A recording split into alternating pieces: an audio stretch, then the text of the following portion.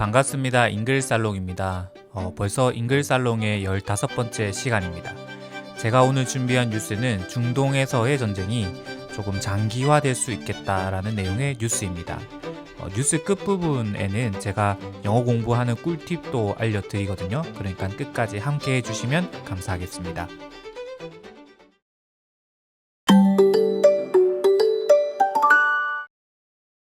U.S. President Donald Trump has suggested that Iran must accept unconditional surrender before negotiations can begin. Analysts warn that such demands could increase the risk of a prolonged conflict. U.S. media reports say the administration's war objectives have shifted several times since the start of the conflict. Trump initially said the goal was to remove what he described as an imminent threat from Iran's nuclear program. Critics say the administration's shifting goals may make a negotiated settlement more difficult. Officials say the demand for unconditional surrender could further complicate diplomatic efforts.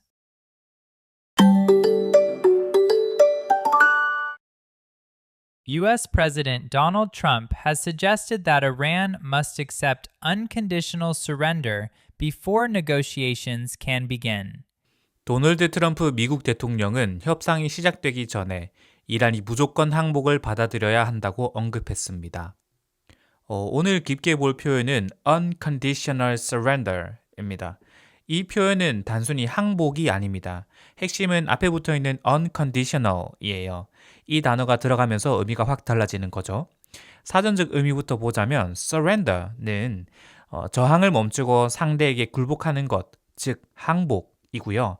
unconditional 이것은 말 그대로 조건 없는 이란 뜻이죠. 그런데 영어에서 unconditional surrender라고 하면은 단순 그 단어 두 개의 의미 조합 이상의 의미를 가집니다. 이건 거의 하나의 역사적 정치적 고정 표현처럼 사용되는 거거든요. 상대가 협상의 주체로 남지 못할 정도로 완전히 무릎을 꿇어야 한다는 뜻에 가깝습니다. 그래서 이 표현에는 단순 군사적 패배뿐 아니라 정치적 굴복, 체면 상실, 주도권 완전 상실이라는 뉘앙스까지 따라 붙습니다. 굉장히 중요한 거죠. unconditional surrender라고 하면 어떤 조건도, 흥정도, 어떤 출구 전략도 없다. 이런 차가운 메시지가 됩니다. 기사나 뉴스에서는요, 이 표현은 demand, 요구하다죠. demand, unconditional surrender 라고 하거나 혹은 거절할 때는 refuse unconditional surrender 이런 식으로 쓰입니다. 특히 demand하고 같이 붙으면 압박의 강도가 훨씬 더 세게 살아납니다. 반대로 완전히 포기하다 하면은 give up completely 할 것 같은데 이거는 뉴스 영어에서는 잘 쓰는 것은 없어요. 그렇지는 않고요. 발음하실 때는 unconditional surrender, conditional surrender 여기에 리듬을 살려주면 좋겠습니다. Analysts warn that such demands could increase the risk of a prolonged conflict. 전문가들은 이런 요구가 전쟁 장기화 위험을 높일 수 있다고 경고하고 있습니다. 여기서 볼 표현은 prolonged conflict입니다. 이 표현은 짧아 보여도 의미가 꽤 정교한 표현이거든요. 먼저 prolonged부터 볼게요. prolong이라는 단어는 원래 늘리다, 장기화시키다 이런 뜻이 있습니다. 그런데 prolonged라고 하면 형용사처럼 쓰이기도 하죠. 근데 단순히 길다가 아니라 어떤 뉘앙스가 있냐면 원래 끝났어야 할 일이 길어지거나 예상보다 오래 끌고 있는 상태를 암시하는 것입니다. 그래서 long conflict 이거랑 prolonged conflict 이거는 같지 않아요. long conflict는 그냥 길다는 묘사고요. prolonged conflict 이건 뭐냐면 이 갈등이 쉽게 끝나지 않고 질질 끌 수 있다라는 어떤 피로감과 우려가 같이 들어있는 겁니다. 장기화된 전쟁 상황이다 이렇게 얘기하고 싶을 때 직역하자면 long war situation 이렇게 단어를 조합할 것 같죠. 그런데 이거는 영어다운 표현은 아닙니다. 이렇게 단어를 조합해서 쓰지는 않아요. 그걸 좀 참고해 주시면 좋겠습니다. 그리고 발음하실 때는 prolong에서 longed 이게 길게 들립니다. 그리고 conflict는 명사니까 이게 보통 강세가 up해 오거든요. 그러니까 conflict 이렇게 되겠죠. 그러면 합쳐서 읽으면 prolonged conflict 이 리듬으로 읽어주시면 좋겠습니다. U.S. media reports say the administration's war objectives have shifted several times since the start of the conflict. 미국 언론은 전쟁 시작 이후 행정부의 전쟁 목표가 여러 차례 바뀌었다고 보도했습니다. 이 문장에서 깊게 볼 표현은 war objectives 이거든요. 먼저 objective라고 하면 흔히 목표라고 외우시지만 실제로는 goal 보다는 훨씬 더 차갑고 전략적인 단어예요. goal 이 단어가 사람의 마음속에 세운 목표라고 한다면 objective 이 단어는 계획 속에 명시된 달성 항목, 전략적으로 설정된 목표물에 가깝습니다. 그래서 war objective라고 하면 그 전쟁에서 무엇을 이루려 하는가를 매우 계산적으로 표현하는 말이 됩니다. 예를 들면 핵시설 제거, 정권 압박, 미사일 능력 약화 등 각각 이 모든 것들이 objective가 될 수 있어요. 비슷한 표현으로 aim, 목표라고 하죠. AIM, aims. 이 단어를 생각하실 수도 있는데 이 단어는 다소 외교적이고 설명적인 느낌이 있습니다. 반면 objectives 이렇게 하면은 좀 구체적이고 전략 문서에 가까운 그런 단어예요. 자주 달라붙는 같이 쓰이는 표현들을 같이 볼까요? 그러면 이제 military objectives, strategic objectives, achieve as objectives 이렇게 쓰입니다. 특히 제가 마지막에 알려드리는 achieve objectives 이 묶음은 정치, 군사 기사에서 정말 많이 나옵니다.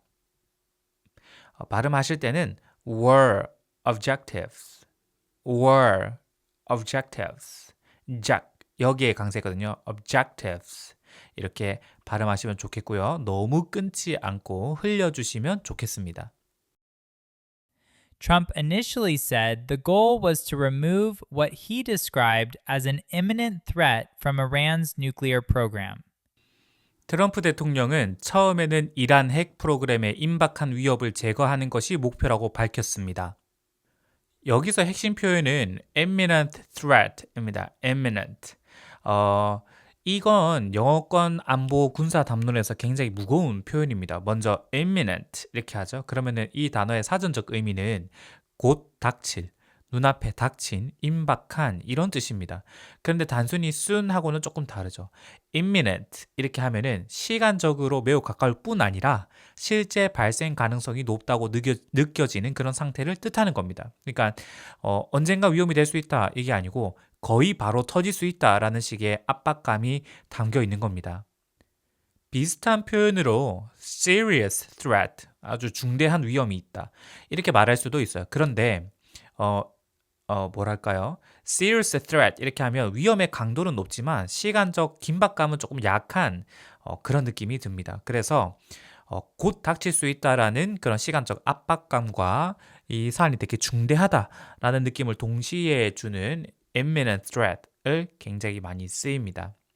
발음하실 때는 너무 또박또박 하기보다는 조금 흘려주는 게 좋아요. imminent threat 이렇게 제가 imminent 이렇게 한 거는 뭐냐면 이 단어가 익숙치 않을까봐 제가 일부러 좀 또렷이 발음한다고 했는데 사실상은 그렇게 발음하지 않으셔도 괜찮습니다. Critics say the administration's shifting goals may make a negotiated settlement more difficult.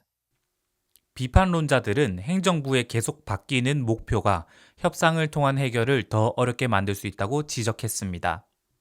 이 문장에서 볼 표현은 negotiated settlement입니다. 이 표현은 국제 뉴스에서 정말 자주 나오는데요. 겉보기보다 훨씬 정교한 의미를 가지고 있어요. 먼저 settlement 이 단어는 단순히 해결이 아닙니다. 일상 영어에서 solve, solution 하는 것과 비슷하다고 생각하시면 반쯤은 맞아요. 근데 국제정치나 분쟁 맥락에서 settlement 이 단어는 갈등 당사자들이 일정한 조건과 합의를 통해 공식적으로 도달한 정리된 결과를 의미합니다. 그러니까 그냥 문제가 풀렸다 이런 게 아니라 서로 맞춰서 끝낸 합의 상태에 가깝습니다.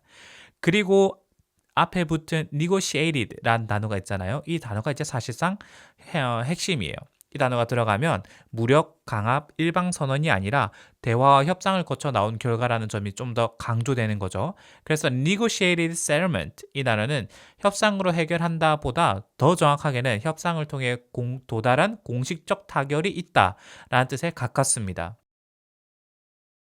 Officials say the demand for unconditional surrender could further complicate diplomatic efforts. 당국은 무조건 항복 요구가 외교적 해결 노력을 더 복잡하게 만들 수도 있다고 밝혔습니다. 마지막으로 볼 표현은 diplomatic efforts입니다. 이 표현은 겉보기엔 쉬워 보여도 국제 뉴스에서 굉장히 자주 쓰이는 핵심 묶음이거든요. 먼저 diplomatic 이 단어는 외교의라는 뜻이지만 영어권 뉴스에서 이 단어는 대체로 무력이 아니라 대화, 협상, 접촉, 조율을 통한 해결 방식을 가리키는 단어예요. 즉, diplomatic이라는 형용사가 붙는 순간 톤이 확 바뀌게 되는 거죠.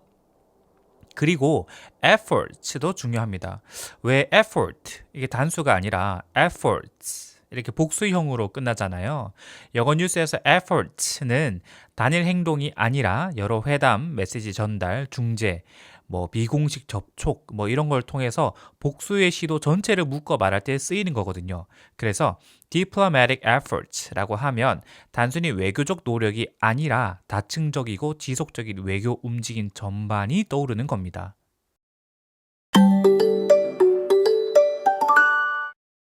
그럼 주요 표현들을 떠올리면서 다시 한번 뉴스를 들어보겠습니다. U.S. President Donald Trump has suggested that Iran must accept unconditional surrender before negotiations can begin.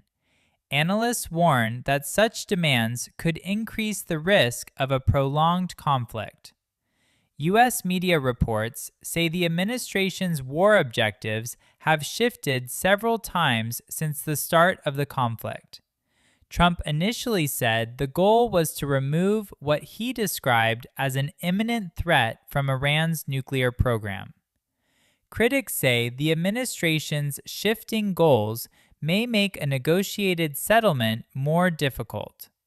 Officials say the demand for unconditional surrender could further complicate diplomatic efforts.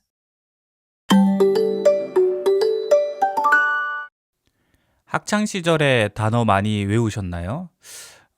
지금 아직까지도 영어 공부에 관심이 되게 많으신 분들은 아마 학창 시절에도 되게 열심히 공부하셨을 것 같은데 우리 학창 시절에 단어를 외울 때는 깜지라고 하잖아요. 그 단어를 쓰고 한글 뜻을 쓰고 그걸 한 20번, 30번 이렇게 이제 반복을 하는 거죠. 근데 그 깜지가 도움이 안 됩니다. 그 단어는 사실 어떻게 외워야 되냐면 외운다라는 생각을 조금 바꿔서 익숙해진다 이렇게 생각하시는 편이 좋아요. 그래서 내가 자주 가는 곳, 내가 일상생활하면서 반드시 보는 어떤 그런 특정한 장소가 있을 수 있잖아요. 사무실 책상이라든가 아니면 내 핸드폰 화면이라든가 거기에 그 단어를 자주자주 눈에 띄게 배치해 두십시오. 그게 단어를 억지로 외우는 것보다 자주자주 보는 것이 훨씬 더 단어 외우는 데 도움이 되거든요. 우리가 이제 기본적으로 영어를 어느 정도 하시는 분들은 일상적으로 회화를 하거나 아니면은 의사소통에 기본적으로 활용되는 단어들은 좀 알고 계세요. 그런데 내가 이거 말고 좀 특수한 상황에서 영어를 쓰고 싶은 상황에서 내가 이제 필요한 단어들이 있고 그것들은 내가 기본적으로 잘 쓰지 않는 단어이기 때문에 따로 외워야 되는 상황이 된 거죠. 그러면은 기본적으로 잘 쓰지 않는다라는 것이 전제가 된다는 것 자체가 기본적으로 이 단어를 억지로 외워야 된다라고 이렇게 뭔가 자연스럽게 등식이 성립될 가능성이 크거든요. 근데 그러지 마시고 포인트는 뭐냐? 자주 본다. 자주 본다. 자주 보는 게 제일 중요합니다. 자주 보는 것만이 여러분들이 단어를 자연스럽게 내뱉고 별 의식 없이 노력하지 않고 단어들을 사용하고 받아들이는데 아주 큰 도움이 됩니다. 저는 다음 시간에도 즐거운 아니죠. 어쨌든 좋을 수도 있고 안 좋을 수도 있는 뉴스를 유익한 내용으로 조직해서 돌아오도록 하겠습니다. 감사합니다.